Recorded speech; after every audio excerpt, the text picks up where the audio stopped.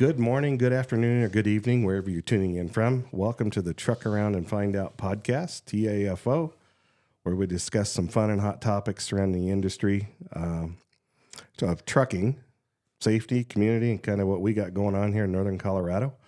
We're your hosts. I'm Keith Couch with Rush Truck Center, Greeley, Colorado, and I also have Rocky Mountain Peterbilts on YouTube, and then we also have Ryan Byers. Good morning, Ryan. Hey, Keith, how you doing today? Good. I mean, technically it's afternoon. I guess it is afternoon. It's good morning, good Sorry. afternoon, good evening. Today's been a blur. I think I did that last week. I was getting started. And I told old Redbeard, I'm like, hey, we got to start that over. I messed up the whole sequence here, but I'm not the only one now. Yeah. So, anyways, so how you doing, Keith? Doing good. We missed you last week, but sorry about that. You were busy. You were doing some truck sales. Trying. So, hey, we love to hear that. Always love to hear that. So. Fantastic. So, hey, today we got three different topics that I really kind of wanted to talk about, and I kind of went over this and passed it your direction, and said, hey, let's kind of hit some of these topics, just some upcoming stuff, and just to kind of get it out there. The first one is going to be road check. I mean, it's an announced road check. Are you familiar with what road check is? Yeah. So once a year. Throughout the year a couple times, but for each one of the events once a year, CVSA, the Commercial Vehicle Safety Alliance, does some type of a check. Some of them are announced, some of them are unannounced. So this is a road check in 2026. It's coming up on May 12th through the 14th. And they're going to be nationwide in North America, going to be inspecting and focusing on commercial motor vehicles. And I remember back in the day when I was an enforcement official, I always looked forward to these big events that they did, because we at Motor Carrier Safety, we tended to kind of get together and saturate an area and do like heavy patrol, lots of inspections. So we did them like down in I know we went down to Durango one year. One year we were down in Pueblo. We've got, just some different areas. But it would give kind of all the enforcement officials the time to kind of get together. What that means for the motor carriers out there is that it's going to be heavily saturated. So if they find themselves in a specific area, there's going to be definitely an upkick of enforcement for a 72-hour period for road check. This year they're focusing on cargo securement. So it seems like that's everybody have to pull over, or the ones they select? Probably just the ones they select. I mean, I think port of entry is still going to be the same. I think the big part with the road check is there's just going to be a lot more enforcement officials on the road. So like here in Colorado, that means that we're going to have the actual motor carrier safety folks and the motor carrier port of entry folks that are going to be focusing on inspections. So a lot more inspections will be conducted at those stationary port of entries nationwide, but there'll be a lot more checkpoints, as there could be some roving patrols where they're focusing and pulling people over. So, just a quick question that just came up. What if you skip a port of entry and just go by it? Oh, well, if you're supposed to stop at the port of entry, they are probably sending a trooper after you or call that in. Yeah. They're if you don't get pulled over, chances are you got away with it. But if you do get pulled over, typically there's a port runner ticket. So, and it's interesting. Like it's one of those things where it's different in every state. But you've got the port of entry rules that go through and say, hey, if you are within a 5-mile radius of the port, you're required to seek that port out. So technically, anytime if you're in a vehicle that's required a port clearance, if you enter into that 5-mile radius, you're supposed to drive that 5 miles, get to the port of entry, clear it, and then you can go back. So every once in a while, you'll see enforcement that'll be taking place somewhere on the outskirts, and they'll be directing, people to go to the ports. What if you're not pulling a trailer, just bobtailing it? Well, if it's a vehicle, any vehicle that is over 26,000 combination weight rating is supposed to obtain a port clearance here in Colorado, or if the power unit has an unladen weight of more than 16,000 pounds, they're still supposed to obtain a port clearance. So bobtailing, I probably still have to go unless you're in a not getting the answer I'm looking for, but whatever. I'm so sorry. A friend of mine was asking about a friend. Yeah. Watch those ports; they'll sneak up on you.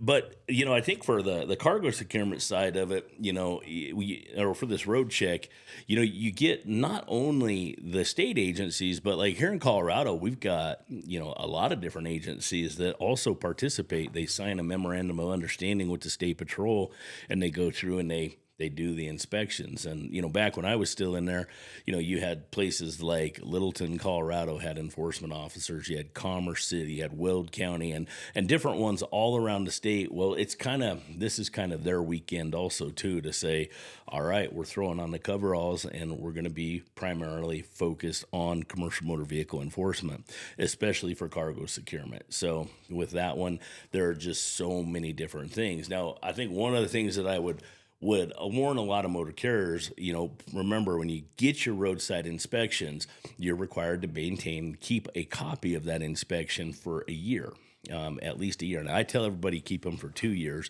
But how I'd like to see you keep them is keep those roadside inspections in a binder with the rest of their inspections where you can see them. So often I go to companies and they're spread out throughout the rest of their documents. You find them in driver qualification files. You find copies of the roadside inspections in maintenance files. Well, the thing about it is when enforcement comes over and they say, hey, they want to see your inspections, they don't mean like, hey, go dig through the files and hope you find them. They want you to pull them out and have them all right there. And there's a lot of power in watching your roadside inspections because unlike the CSA, the website, you actually can go through and get the different or the charging language from the officer. Where the CSA website, all you see is the generic language. So with that being said, it's super important that you keep those so you can see what's going on, but you're checking to make sure the officers are listing the violations correctly. When it comes to cargo securement, I've seen certain things and situations happen where the violation is written up, the same violation, sometimes 2 or 3 different times. So definitely, watch your inspections as you get them over this road check. Just make sure everything is good. A lot of times cargo securement violations are out of service. So those are also going to carry a heavy weight against your DOT profile. So if they're pulling over and checking cargo securement, are they looking for anything else that might be obvious as well?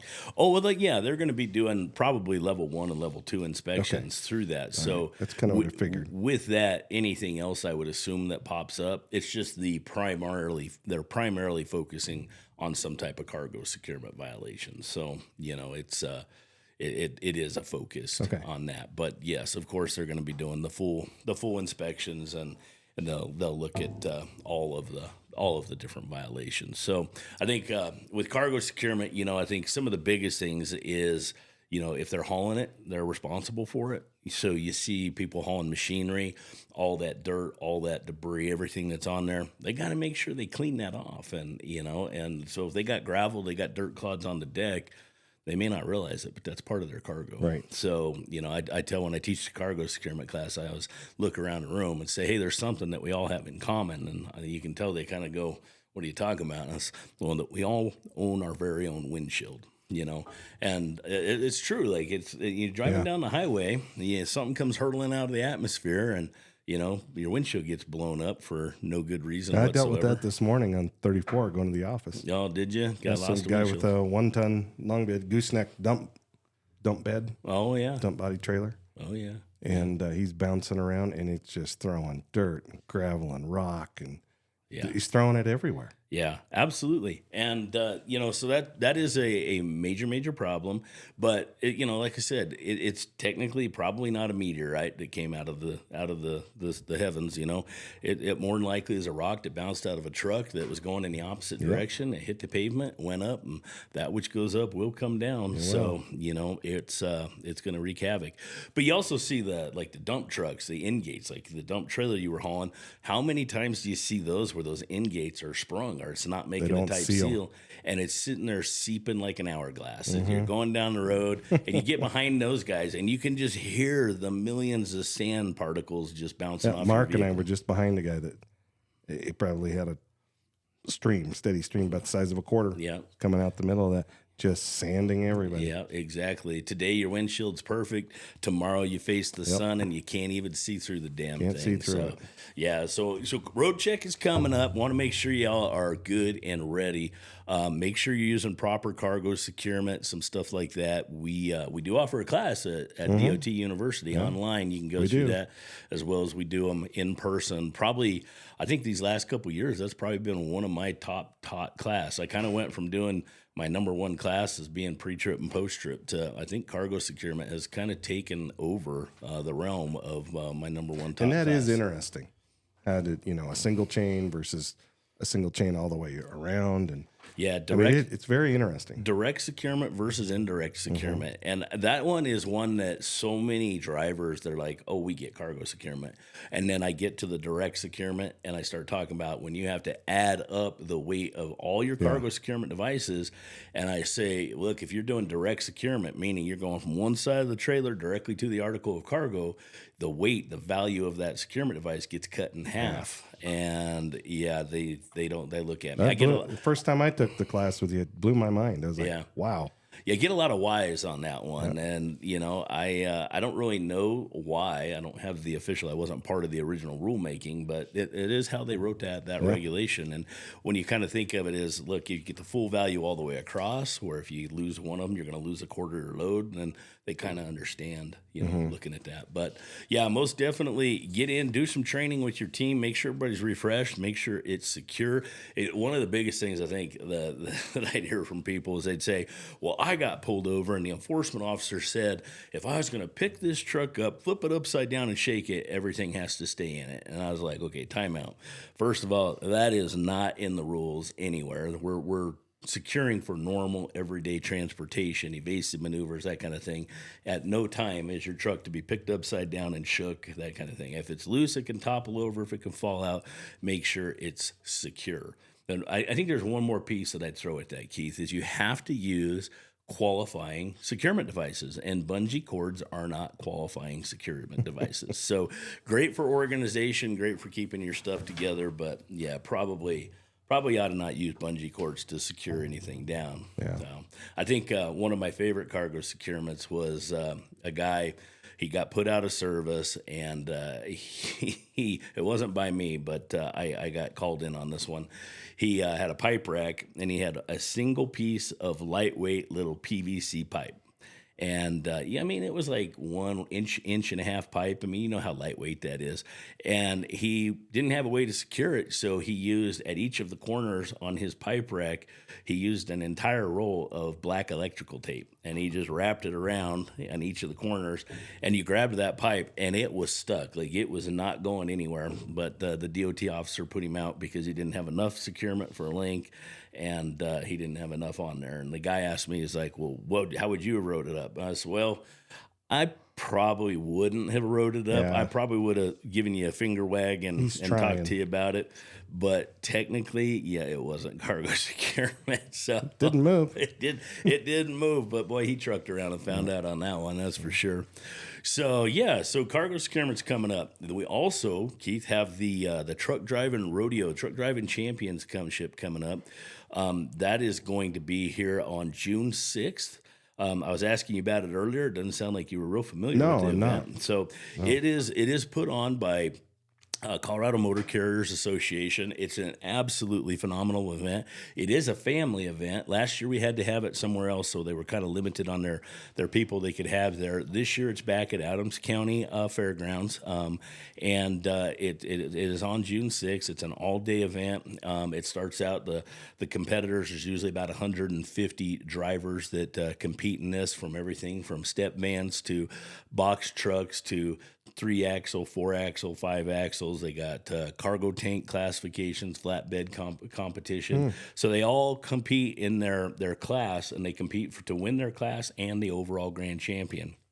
And the winners get sent to nationals. They get to go compete at the National Truck Driving Championship, which is a really, really big deal. But part of what we do with it is Luke and I we do the pre-trip and the post-trip part of the competition. So we set up the violations, and there's, the way it's set up is we get between 8 and 10 different trucks, and we will set the violations. We don't have a mechanic, so we have to get real creative on how we go through and set these up.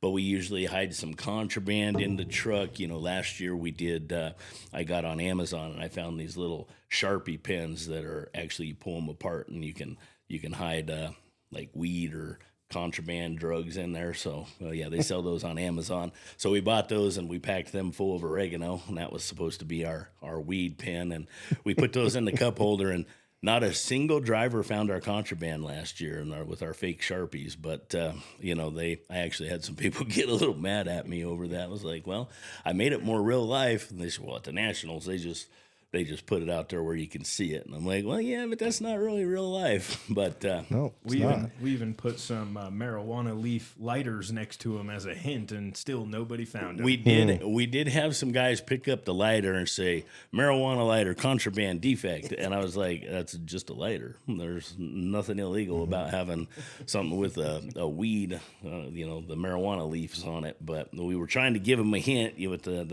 but yeah, it was apparently too hard for them. But anyways, the rest of the violations we try to mess with the air hose, the pigtails, the battery boxes. We've come up with some cool ways to do tire violations by putting screws in the tires in certain ways so that we're not actually damaging the tire, but stashing making it look like the tire's punctured, that kind of thing. So we got that coming up. And yeah, it's a great event. Like I said, it's a family event, so you come on out and check out the drivers. They're going to be really. What's the June 6th? Yeah, June 6th. Yeah, it's an all-day event. Adams County Fairgrounds. These guys take it real serious. It's really funny. You can tell at the competition, at least at the pre-trip, you can tell the guys that are practiced and the guys that are showing up for the very first time, because we stash 15 defects on a truck as you walk around it. And some of them are just right up in your face, like you can't miss this defect. But some of them are pretty tough. And for years, before I took over the pre and the post trip, it was always the same defects every year. And it was so much that they'd put a piece of duct tape on the tire and they'd write the word flat on it. Well, we don't do that. We've discovered you could take the black Gorilla duct tape and you take a little like balloon, like if you get the black balloons, put a little bit of air in it, tie it off, and then you can make a bulge and stick it on the inside. And it actually looks like a tire bulge, so we do some things like that. So, and we try to switch it up so they don't see the same things every year over and over. So try to keep them guessing. They get a little frustrated because their scores go down as we switch stuff up on them. But all I have to say is it's there. So yeah. It's all good till I have to inspect one myself, and then I miss them. Then I'll be like, this is BS. But yeah. So anyways.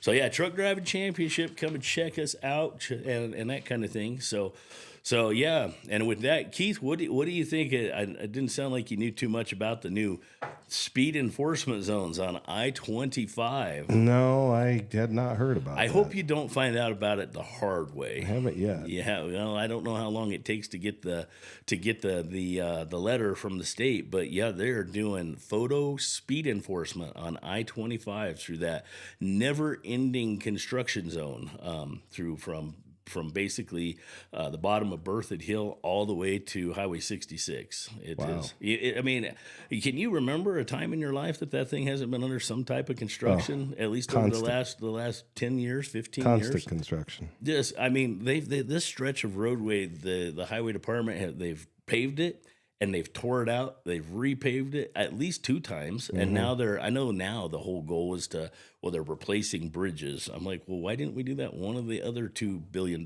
projects? Yeah. That kind of thing.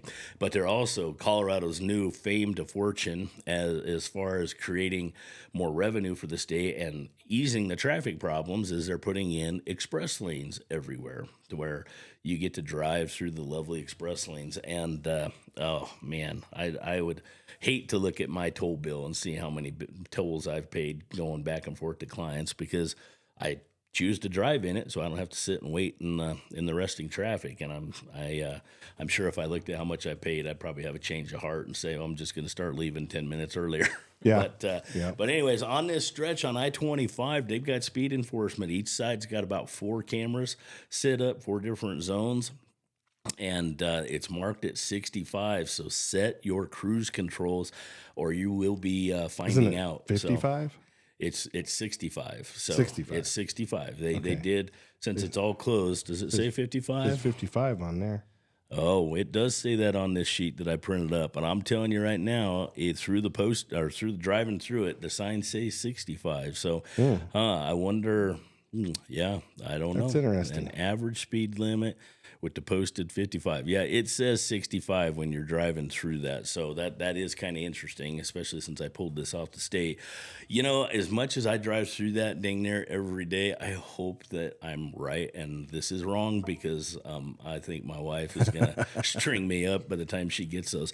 You know, I've been really, really good ever since they posted this up. I try to make sure, look, just set the cruise control, get in that outside lane, let the speeders go by, that kind of thing. The other day, I was driving down that way, and Nicole called me. Nicole was my director of compliance programs. Yeah, she called me. We had a good conversation that whole time, talking about some stuff we had going on with a couple motor carriers. And next thing I know, I was coming up on Del Camino, which, you know, down at Highway 119, so about 5 miles to the south, and I went, oh crap, I drove through that construction zone and I have no recollection of what my speed was, what I was doing. I was so involved in the conversation, which was a hands-free conversation, but I still was driving and not paying attention, and I'm like scared to death. I'm like, please don't let me find out the hard way. I'm afraid that I might have that letter coming. But anyway, slow it down in them construction zones. You know, if you're going to truck through there, you will find out those speed enforcement cameras. I've been through there at night, and I mean, that thing is, I've seen the flashes. It's just nonstop. So they're going to be divvying out those fines left and right. So, yeah, they did a month of warning in March, and as of April 2nd, that's when they started issuing the speed limits. So, yeah, slow her down. Lock that cruise control in. So, yeah. Well, with that, Keith, you got anything you want to throw in here? Not at this time.